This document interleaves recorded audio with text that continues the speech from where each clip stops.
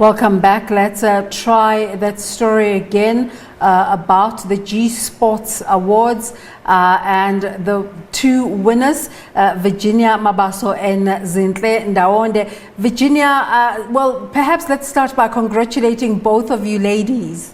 Congratulations on your winnings. Thank you. Thank you so much. Yeah. Virginia, you've been involved with the sport of rowing for more than a decade. What attracted you to the sport? It was, I could say, by default. Back in 2007, so rowing, South Africa had a position for accounts administrator stroke regatta administrator. So I applied for the job, got the job. So in October, it was my first month at rowing. So 3 months later actually, they were running the SA Schools Champs. So I went to the championships, and I could barely understand, the terminology. One incident was I was standing next to the exit jetty. So when the crew that just finished rowing was exiting the jetty with the boat, so I hear everybody shouting heads, and I was just standing there, and I didn't understand what heads was all about. And everybody's like, Virginia. And I'm like, what are they talking about? Until a boat bumped me on my head. And that's when they're like, that's what we were trying to alert you to move out of the way. So coming back from that regatta, I came back and started reading the rules of racing, understood the game, the terminology, started volunteering as an official as well.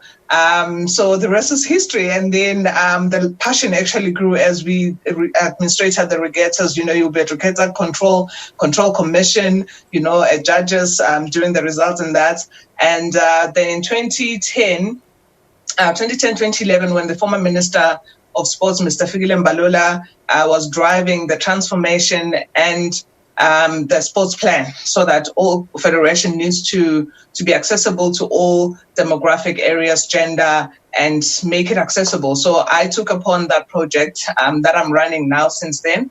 And it's been a great journey, I must say. So I've learned and grown so much into the sport. And now you're an award-winning rower, quite impressive. Zinhle, well done to you as well. Before we get into you playing rugby, you've had an interesting journey after finishing your sports management qualification and struggling to find a job. You became a firefighter. Tell us about that. You probably thought your involvement in sports was finished. Thank you very much, Sister Ezra, and for SABC for having me. Yes, I studied sport management at Devon University of Technology, but obviously with the sport circumstances, there's not much job that they have. So basically, as an older person at home, I needed to find a job so I could sustain my family and also be able to sustain myself. And when they took out those firefighter posts, and I decided, okay, at the moment I'm not doing anything and I'm not getting income. I need to provide.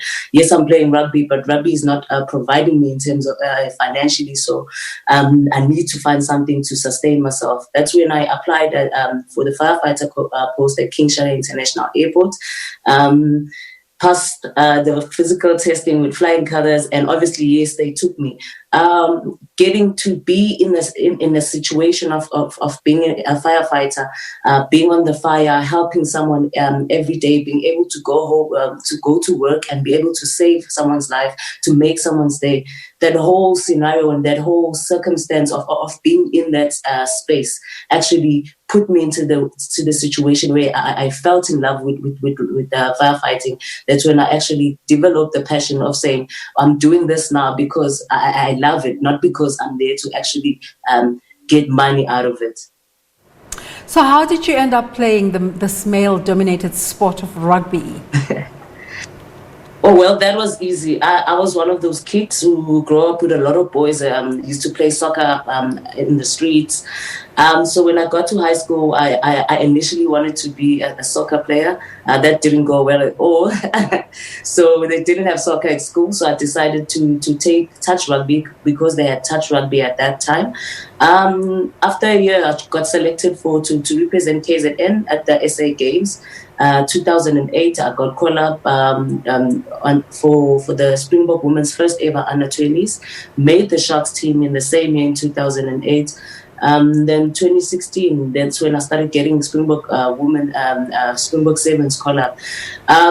Being on the field the first time with rugby, touching the ball, the physicality of it, just getting to tackle someone, that immediately just changed my life. I knew this is the sport I wanted to do, and not just to play it, but to use the sport as a tool to inspire other women and young girls to be involved in sports as well.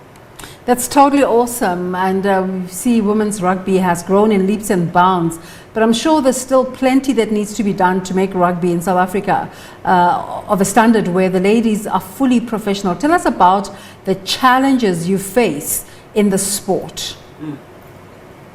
Most definitely, Sis Desra, like you're speaking about me having to have a job now.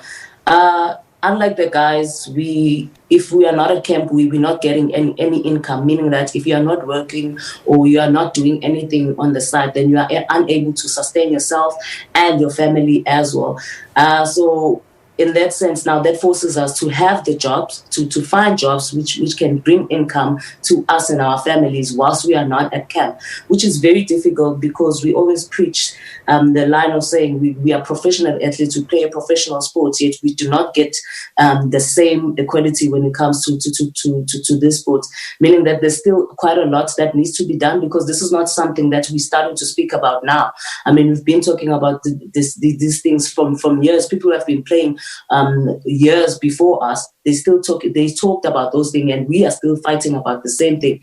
And all we just want is that our voices need to be heard. We just want to be like the men, focus on rugby, just for us to be in that same sense, not to have two jobs, to do this job for us to provide income and do this thing and play rugby as well, because it's also confusing, because now you have to work twice as hard to make the team. You're working on the side as well. Unlike the men, they're just playing rugby. They're focusing on the sports. They're focusing on one thing, which makes it easier for them. And I mean, like that's and professional athletes, any professional athletes, to focus on one thing, to have that sense of saying, I'm a professional athlete, I do this, and this is what I'm focused on only. Virginia, the World Rowing Masters Regatta coming to South Africa in 2023. What's the feeling around hosting this event for the first time on the African continent? As Rowing South Africa, we're really happy to have been awarded to host World Masters 2023. I mean, the feeling, obviously, it's amazing. Everybody is waiting to have the world into South African ground for the very first time, having such a World Masters event in Africa. So we were very fortunate at South Africa. So we are really gearing up for an exciting event, and we're preparing quite a lot of a package that the tourists that will be coming will also experience part of South Africa as well. So within the rowing fraternity, we really are excited to have been awarded this, and this for us it means quite a lot, because it will grow rowing perception in the country itself, and the overseas participants that will be coming here will leave with the concept of how rowing is in South Africa. Obviously, internationally, we are performing quite well, so they know our standards in terms of rowing. So they know what to expect as well, mainly because of what we've projected when we participated internationally. Well, to both of you, this has been such an amazing conversation. Just gives one a sense of why you won these awards, and totally amazing how you're using your voices to be inspirational. So it goes way beyond the sport. Virginia, let's start with you again. What are your hopes for the future in your sport, especially for female participation? Obviously, my goal is to grow rowing, to make it accessible to all 53 districts in South Africa. So far, we've wrapped up about 27 districts. So we want to continue on that to make it accessible, so that when we do an analysis later on, maybe in the next Olympic cycle, at the end of the next Olympic cycle, we would have covered the remaining districts. And I could say that the interest is there. The district, the municipalities are even calling before us approaching them to say, here's the concept of rowing. We've identified a piece of water next to you, and we can make it work. We have got schools, we've got clubs that can that are really interested. So the future is to make it, to grow rowing even more and more, and obviously to see more people of color starting to represent internationally, more girls actually starting to also represent internationally. And you know that saying that we need to level the playing field, as Zinhle was saying. So we need to treat our girls as equal as the boys are being treated.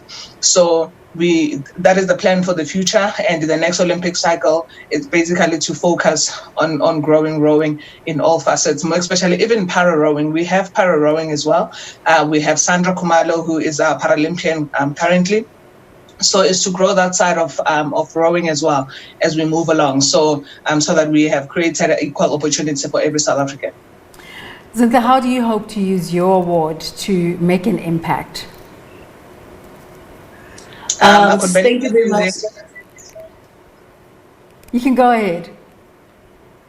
Zinhle? Thank you, Sister Desiree. Obviously, this award for me means everything, and I like how G Sports. I did say thank you very much to G Sport, because it shows us that there's people out there who see the things that we do, who appreciate the work that we do as women. Because obviously, with this award, it means that they could understand that the impact that I was trying to relay, or rather the message that I was trying to relay to the young girls, to say, it's okay, young girl, you can play sports. And when you play, after playing sport, don't only play sports, but play sports and use sports as a tool, obviously, to empower other young girls and women, and also be able to be a brand by yourself. Because to be honest with you, sisters, there's not much sponsors or corporate that supports women in sports. So those are the things that we trying to fight. Because now the athletes as well need to understand that for them, for the corporates and sponsors to come to them, they need to behave a certain way. They need to attract these corporates in order for them to associate themselves with you, because you must behave a certain way. You must do certain things, like how I always try to do, make my page so fun on social media, inspiring young women to say, go to gym. You can gym at training, you can gym at home, young girl, you can be a person that you want to be. Because my biggest dream as an athlete is to make sure that I use the sports that I am as a tool to inspire these young girls and women to be in sports, but also to create a brand for themselves. Because after playing rugby, remember, there's life after sports. Coach Tina Mbuli always says there's life after sports, meaning that they need to go and study as well. Oh wow, that is just too fantastic. In a very inspirational conversation, we're also talking about the importance of education. Ladies, let me congratulate you.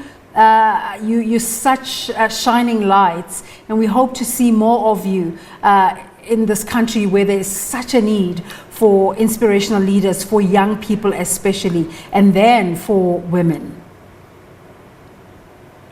Thank you very much, Sister Desiree. Thank you very much for having us. Thanks, Zinhle. Much for having us.